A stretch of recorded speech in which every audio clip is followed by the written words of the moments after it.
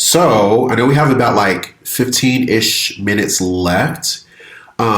But I kind of wanted to open the floor a little bit for y'all to kind of have a little bit of a Q&A. Okay, so someone says, to confirm, soft palate is the yawn or the Mickey Mouse area.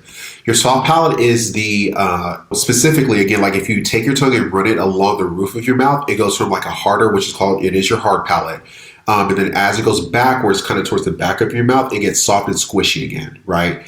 That little, we'll say that little like piece of your body, that is your soft palate, right? And so learning to like maneuver it, or manipulate it as you're singing is kind of the goal. Like getting it to raise and move out of the way is what we're shooting for. And again, the main thing with that is that it's getting your voice to have more freedom or more a wider space to resonate before your voice exits your body. So for example, we have multiple different areas of resonance in our body.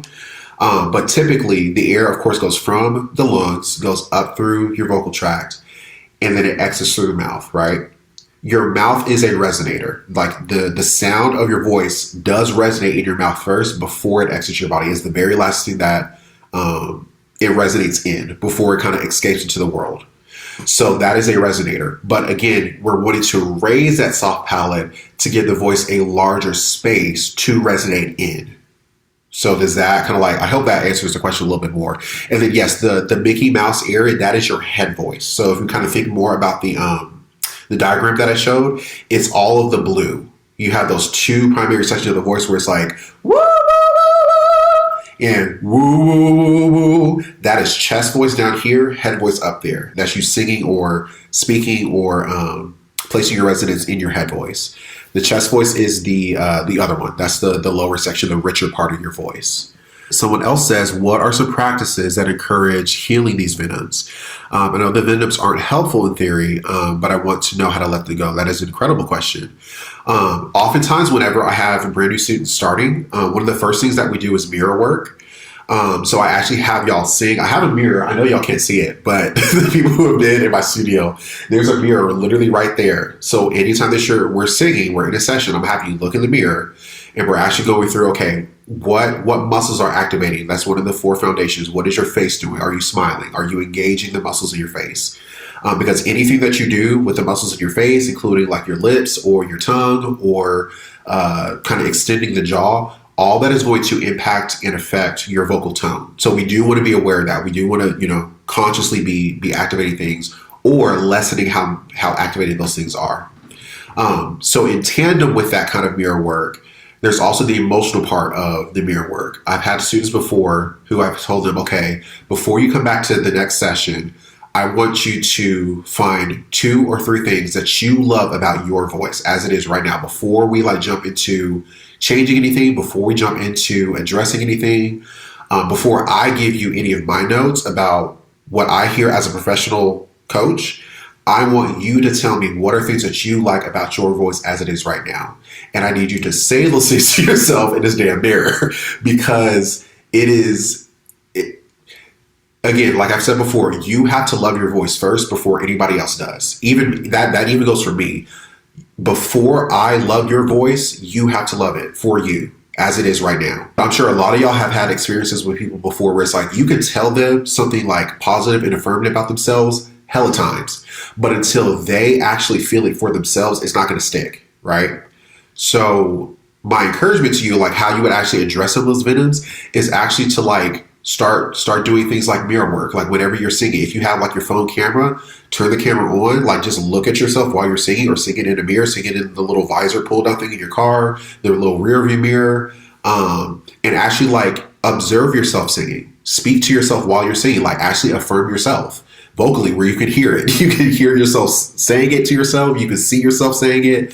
That is one of the best ways. Mirror work is great. I love assigning it because you'll find real quick where those areas of growth are.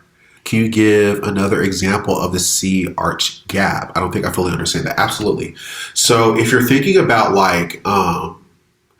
think about a lot of people's biggest fear, having a vocal crack, right? You're maybe, let me give myself a note again. Let's try here.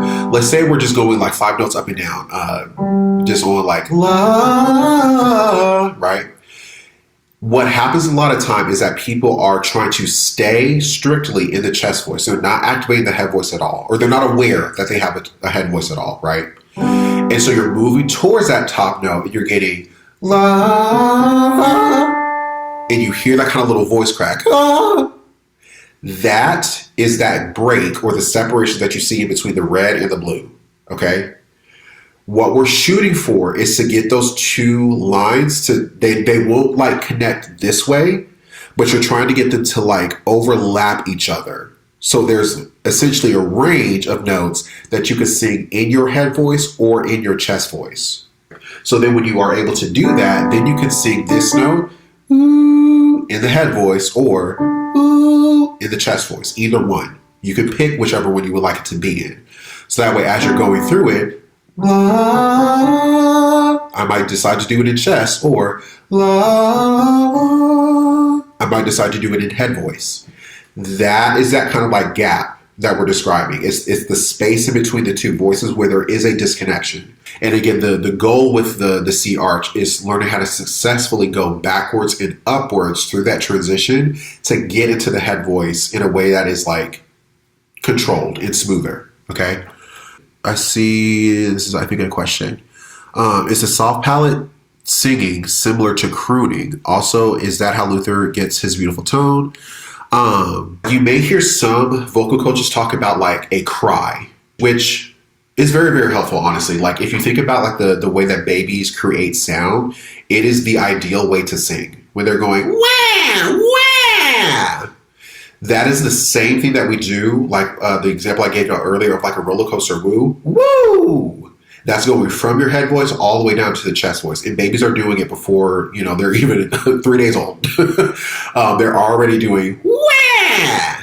That's you successfully getting through that same arch of the C. You're going all the way in the top of your head voice, all the way down to the bottom of your chest voice.